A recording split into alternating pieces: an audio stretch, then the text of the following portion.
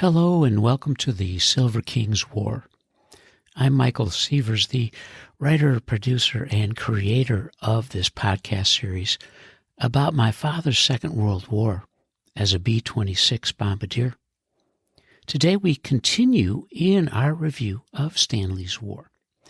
It's January of 1945.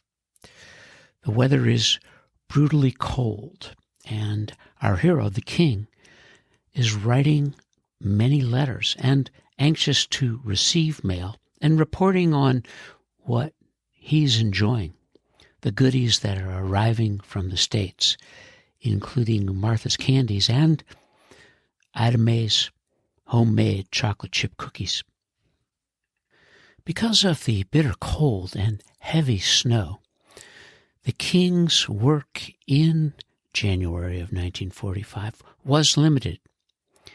He flew 2 missions, and in between time, those days of fighting that cold, he sat by the fire, played a lot of cards with his buddies, went to the movies, wrote letters, and imagined the good times that will be ahead when the war is over.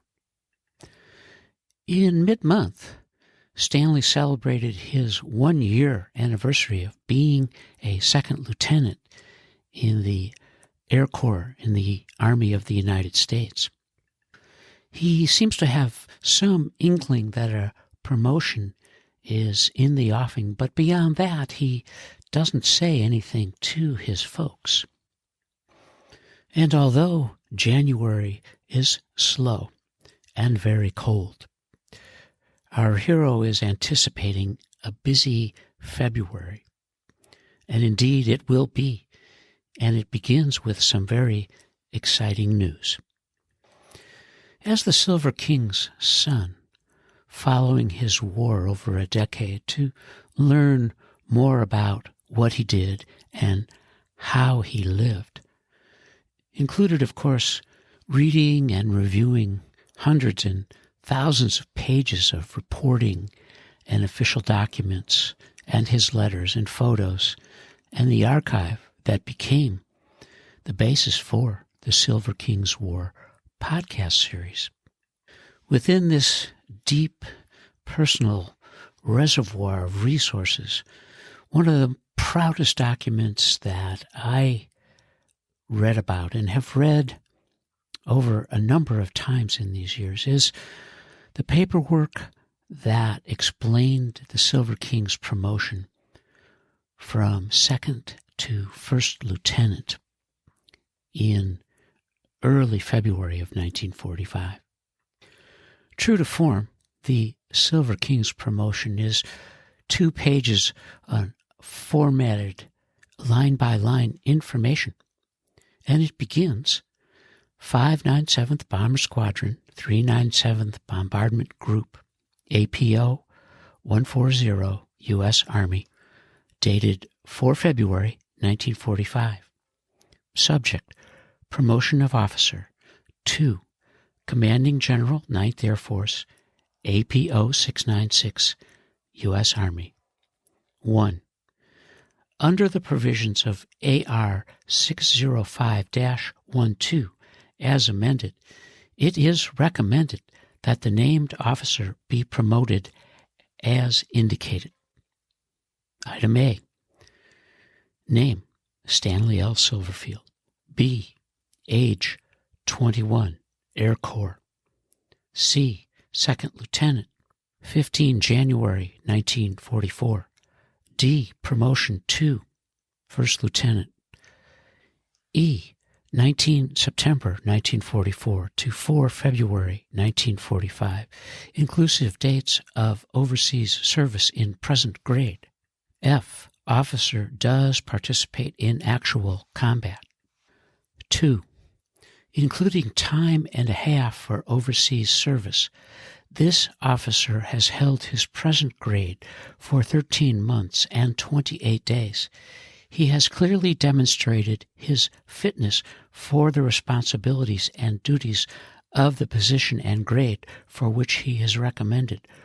for a period of 3 months and 21 days by actual occupation of a position and performance of duties appropriate to that grade and corresponding to the duties of the position he is to occupy.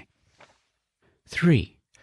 The relative rank of this officer has been considered, and to the best of my knowledge and belief, he is the best fitted officer available in this command for the grade and position for which promotion is recommended. 4. No position vacancies exist in the recommended grade. After considering requisitions not acted upon and the promotion of all other officers previously recommended on whose recommendation final action has not been taken, recommendation is submitted in accordance with AR 605-12. Signed, George B. Leverton, Captain, Air Corps, Commanding. From Headquarters, 397th Bombardment Group, APO 140, U.S. Army, to Commanding General, 9th Bombardment Division, APO 140, U.S. Army. Item 1. Approved. Item 2. No position vacancy exists in accordance with approved tables of organization or allotment for this unit, and the filling of such vacancy by promoting of this officer, together with all previous recommendations and requisitions not acted upon, will operate to exceed the number of position vacancies that are authorized to be filled by promotion. Recommendation is submitted in accordance with AR 605-12. Item 3. The 201 file of this officer does not contain any records or reclassification proceedings having been instituted in this case. It does not contain records of court-martial proceedings having been instituted in this case. Signed, Richard T. Coyner, Jr., Colonel, Air Corps, Commanding. Now, finally, in early February of 1945, the Silver King's paperwork completed its arduous journey for his promotion to First Lieutenant and Silver Bars in the United States Army Air Corps. Stanley and his 597th Bombardment Squadron had a very busy February of 1945. The Silver King flew 6 missions, and the entire unit flew 22. The 597th Bombardment Squadron and 397th Bombardment Group history for February of 1945 was reported from the Army Air Force's facility station at A-72 north of Paris on March 20, 1945. It reads, Subject, Historical Report of the 597th Bombardment Squadron for the month of February 1945. 2. Historical Section, 9th Bombardment Division, APO 140, U.S. Army, through the 397th Bombardment Group. 1. Station A-72 near Péronne, France, continued to be the home base for the unit during the month of February. The flying of combat missions was in the past the most important activity. Following is a list of the missions and the pilots who flew with their crews. It will be noted that in many cases the results of bombing were undetermined due to the fact that in most cases the bombing was done through clouds. Weather played a large part in adding to the hazards normally encountered by combat crews during this period. The unit's 22 missions began on 1 February with the target of the Angers Railroad Bridge with an undetermined outcome. The crews were Whitmere and Anderson. The last mission was 28 February with the target of the Mayen Railroad Bridge, and again an undetermined outcome. The crews were Johnson, Howard, Gardner, Gravett, Hurley, Crouch, Chambers, Brundage, Lloyd, and Emerson. The 597th Bomber Squadron flew double missions on 14 February and 23 February. The 14 February morning target was the Mayan Railroad Bridge, with an outcome undetermined. The crews were Karasinski, Oney, Chambers, Ellis, Laurie, and Crouch. The 14 February afternoon mission had a target of the Grenoble Communications Center, with an undetermined outcome. And again, the crews were Frank, Hawthorne, Surface, Pashner, Oney, Festi, and Levin. The 23 February AM mission with the target of the Ellsdorf defended town was an undetermined outcome. The crews were Ellis, Gravatt, Hargraves, and Chambers. The 23 February afternoon mission was the Jackarath defended town, an undetermined outcome. And the crews were Berger, Laurie, Hurley, Overbay, Johnson, and Emerson. Item 2. The following men were missing in action or killed in action: First Lieutenant G.N. Braden, Second Lieutenant H.W. Eggert, Second Lieutenant G.M. Matthews, Technical Sergeant W.C. Wisecup, Staff Sergeant P.M. Lynn, Staff Sergeant C.J. Wilson, reported on 30 January 1945. First Lieutenant T.J. Karasinski, First Lieutenant S.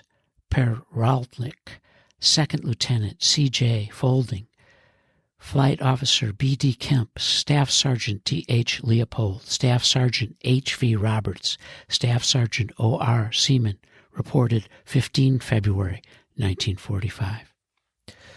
First Lieutenant J.N. Fomby, Second Lieutenant J.H. Festi, Second Lieutenant W.M. Tuner, Sergeant A.R. Hopp, Sergeant J.D. Lofton, Sergeant C.A. Luck, reported 27 February 1945.